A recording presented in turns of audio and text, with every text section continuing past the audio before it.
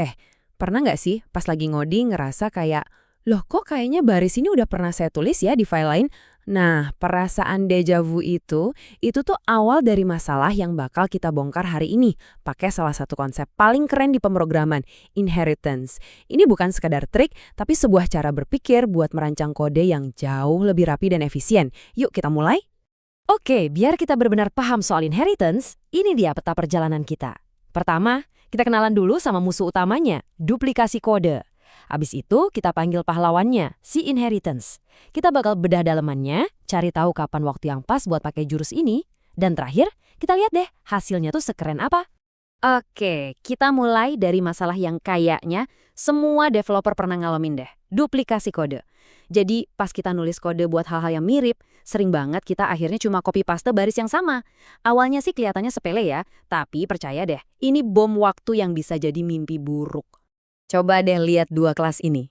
Di kiri ada mahasiswa, di kanan ada dosen. Lihat deh, dua-duanya punya nama sama alamat. Nah, ini dia contoh duplikasi kode yang paling gamblang. Kita ngerjain hal yang sama 2 kali. Dan ini baru permulaannya doang loh. Dan jangan salah, duplikasi ini akibatnya serius loh. Kode jadi gendut, bengkak gak jelas.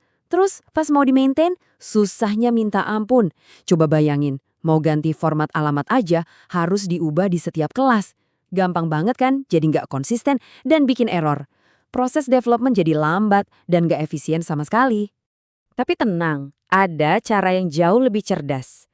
Nah, disinilah inheritance atau pewarisan datang sebagai pahlawan. Sebuah solusi elegan yang emang diciptain buat ngeberisin kekacauan kayak gini. Yuk, kita lihat gimana cara kerjanya. Jadi, apa sih inheritance itu? Gampangnya gini.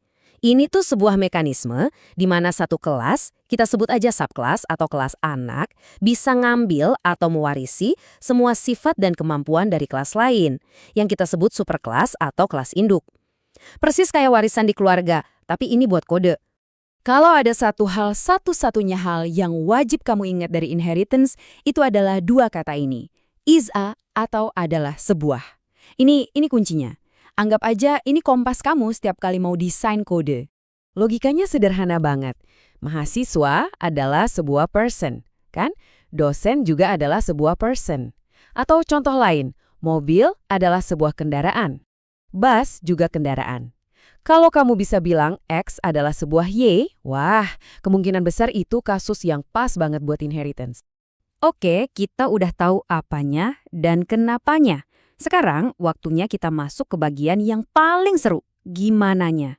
Yuk kita intip langsung kodenya, biar kebayang gimana sihir inheritance ini bekerja. Langkah pertama, kita bikin dulu cetak birunya si superclass. Di sini kita bikin kelas person. Isinya ya semua yang umum-umum aja, kayak nama dan alamat. Anggap aja ini fondasi utamanya, yang nanti bakal dipakai sama yang lain. Nah, sekarang baru kita bikin kelas yang lebih spesifik. Lihat deh sintaksnya kelas mahasiswa person. Bagian person di dalam kurung itu, disitulah sihirnya terjadi. Itu tuh cara kita ngasih tahu Python. Tolong ya, si mahasiswa ini anaknya person. Kasih dia semua kemampuannya person. Udah, gitu doang. Oke, bagian ini penting banget nih. Baris kode super titik init itu ibarat si kelas anak, mahasiswa, lagi manggil kelas induknya, person. Dia bilang, Pak, Bu, tolong urusin bagian nama sama alamat ya, kan itu tugasnya induk. Jadi dia nggak perlu nulis ulang logikanya. Keren kan? Ngerti cara nulis kodenya itu satu hal, tapi yang jauh lebih krusial adalah tahu kapan harus pakainya. Soalnya kalau salah pakai inheritance, masalahnya bisa jadi lebih ribet lagi. Jadi yuk kita pelajari aturan mainnya. Nah, ini dia pembeda paling fundamental dalam desain object-oriented. Inheritance itu buat hubungan is a atau adalah sebuah. Mobil adalah sebuah kendaraan. Tapi mobil itu punya mesin, bukan adalah sebuah mesin. Beda kan? Nah, hubungan punya atau has a, ini urusannya sama konsep lain namanya komposisi. Bisa bedain dua ini? Itu udah setengah jalan jadi desainer kode yang jago. Jadi gimana cara nentuinnya? Pakai aja checklist 3 langkah ini. 1. Kamu lihat ada kode yang diulang-ulang di beberapa kelas nggak? 2. Hubungannya beneran adalah sebuah nggak? Dan 3. Bisa nggak disusun jadi hierarki dari yang umum ke yang spesifik? Kalau 3-tiganya jawabannya iya, udah, sikat, pakai inheritance. Oke, setelah kita mikirin ini semua, emang dapetnya apa sih? Kenapa kita harus repot-repot pakai inheritance dengan benar?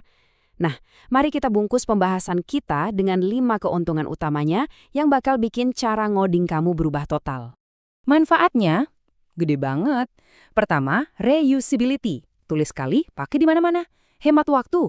Kedua, maintainability. Mau ada perubahan, cukup ubah di induknya, semua anaknya otomatis ikut ke update. Gila kan? Kode jadi lebih rapi, lebih terstruktur, ngebuka jalan buat konsep canggih kayak polimorfisme, dan yang paling penting, bikin sistem kita gampang dikembangin nanti. Semua itu berawal dari keputusan buat nggak ngulang-ulang kode. Pada akhirnya, ini tuh bukan cuma soal nulis kode lebih sedikit. Kutipan ini benar-benar nangkap esensinya. Inheritance itu alat buat berpikir. Dia maksa kita buat mikirin struktur masalahnya baik-baik, biar solusi yang kita bikin itu nggak cuma jalan tapi juga elegan dan kuat. Jadi, saya mau ninggalin Anda dengan satu tantangan kecil. Anggap aja inheritance itu bukan sekedar teknik ngoding, tapi sebuah kacamata baru buat lihat masalah. Coba deh setelah ini, lihat lagi kerjaan Anda. Kira-kira ada nggak masalah yang sekarang bisa Anda lihat dan selesaikan dengan cara yang lebih rapi pakai cara pikir baru ini?